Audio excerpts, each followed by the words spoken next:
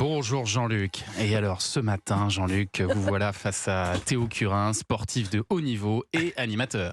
Ce qui nous fait 2 points communs. Oui, moi aussi, le sport, c'est toute ma vie, Théo. Vous êtes sportif de haut niveau, je suis sportif de niveau, comment dire Niveau amateur, quoi. Ouais. Non. Excusez-moi, mais pourquoi tout le monde est vexant avec moi moi, je cherchais l'adjectif, je suis de niveau natationnaire. Natationnaire. Voilà, je suis D'accord. comme Théo, très fort en natation. Ancien champion d'Île-de-France de nage papillon de nuit. Ah, ça existe ça? Oui, La nage papillon de nuit. c'est une nage qui se pratique lumière éteinte. Ah ouais, c'est mieux, ouais. Donc, comme on est collègues, Théo, et que je vous aime beaucoup, j'ai regardé Théo Top. Ouais. Habile jeu de mots d'ailleurs avec le prénom, Théo. Et oui. C'est la chance d'avoir un prénom court, tu peux le décliner. Il pourrait faire une émission sur la recherche d'emploi, Théo chômage. Ou sur le sprint, Théo courant. Hein. Vous, Thomas, c'est plus compliqué avec votre prénom. Sauf si éventuellement vous reprenez le journal du hard. Vous pourriez l'appeler tomate oignon sauce blanche. C'est classe. Ouais, mais non, on préfère pas. Restez avec Culture Média. Attention avec votre prénom, Jean-Luc aussi, on peut Oui, faire je des sais. jeux de mots. Jean-Luc Lémouche. Qu'est-ce qui vous a plu dans l'émission de Théo, Jean-Luc? Son utilité. Ouais. Donner la parole à des enfants sur des problèmes concernants. Et sa modestie aussi, vraiment. Théo, quand il fait une émission, il est persuadé que dans toute la France, il n'aura qu'un seul spectateur, donc il commence comme ça. Salut, je suis vraiment trop content de te retrouver pour un moment de partage et d'écoute. Aujourd'hui, je vais recevoir un invité qui, comme toi et moi, parfois se pose tout un tas de questions.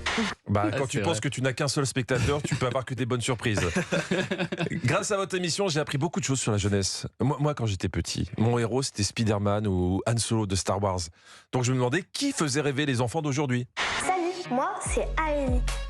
Ma couleur préférée c'est le vert. Mon héros préféré c'est Hugo Clément.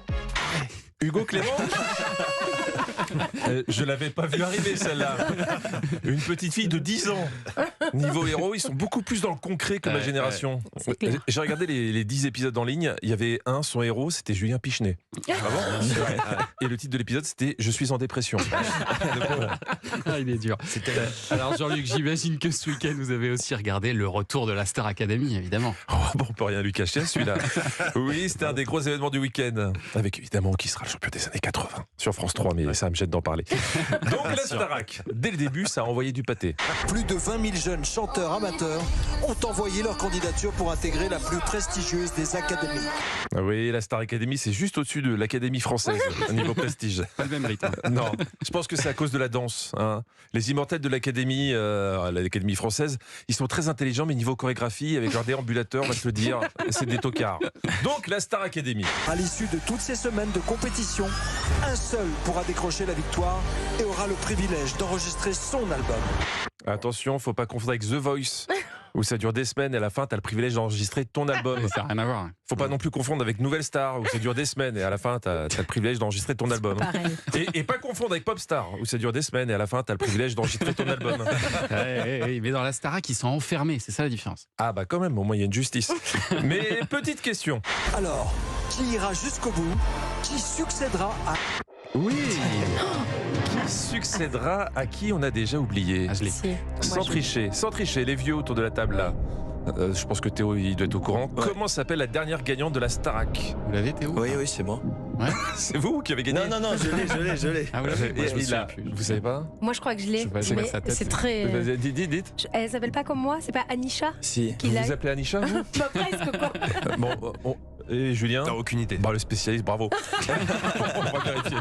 Qui succédera à Anisha? Ah, voilà, c'est ça. Anisha, Anisha. c'est presque comme Anissa quand on l'appelle quand on est bourré. Anisha.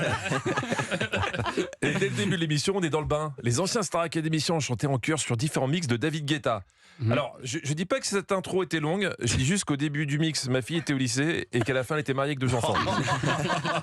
Mais David Guetta avait un petit mot sympa pour nous. Merci beaucoup à vous et c'est formidable d'être en France. Merci beaucoup. Merci. C'est vrai qu'il est toujours à travers le monde et finalement rarement oui. en France. Ouais. David Guetta, c'est un peu le Anne Hidalgo des DJ. Alors, on a fait la connaissance des candidats et notamment Pierre. Moi c'est Pierre, j'ai 21 ans et je viens de Villejuy-les-Poils en Normandie. Villejuy-les-Poils, c'est vrai que c'est pas très grand. Villedieu-les-Poils, vous connaissez? Non, c'est où ça? C'est entre Saint-Pubis et la Chapelle-Confus. Faut sortir un peu les Parisiens. Ça, oui, je vois. La chapelle. Ça existe peut-être. Ça dit... Nico, ça prouve une nouvelle fois que c'était le taulier en donnant de la force aux élèves. J'adore vous voir souriant. J'espère que tous vos rêves, vous allez les toucher, les transformer en lumière, en joie. Alléluia. Ah, j'adore quand tu fais ça. Alléluia. Ça te galvanise un discours comme ça. Après, tout le monde était en feu, quitte à un peu exagérer par moment. J'ai envie de te dire quelque chose, Julien. Je crois que Johnny, là-haut, a beaucoup aimé ce que tu as fait. Je suis pas sûr non plus. Je suis pas sûr. Ou peut-être qu'ils étaient en duplex avec Johnny, je sais pas. Mais bon, on souhaite bonne chance à tout le monde, car comme l'a rappelé Nikos, Il y a quelques jours, ils chantaient dans leur chambre, ou le dimanche, vous savez, autour de la table, repas de famille, mais ils étaient là, ils chantaient. alors non, ça c'est les tontons bourrés qui chantent pendant le repas, et c'est la star alcoolémie. Mais c'est une autre histoire. Bravo Jean-Luc Lemoyne.